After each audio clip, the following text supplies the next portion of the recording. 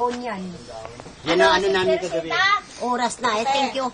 Yan kakahipan sa dalagang anay. Yan. Dalagang dalagay na ako. Ay, ayun na, upuan, o. Hindi makita si nanay mo. Napakaganda po, wag mo naman anuhin kasi. Ayan.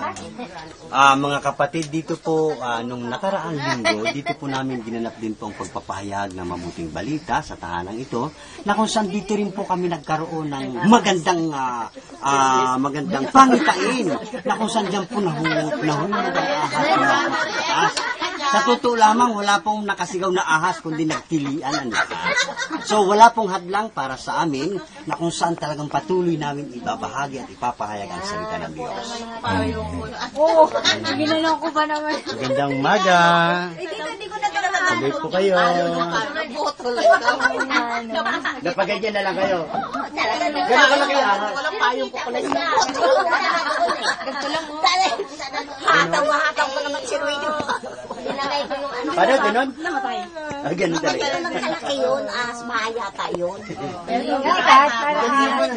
May ahas.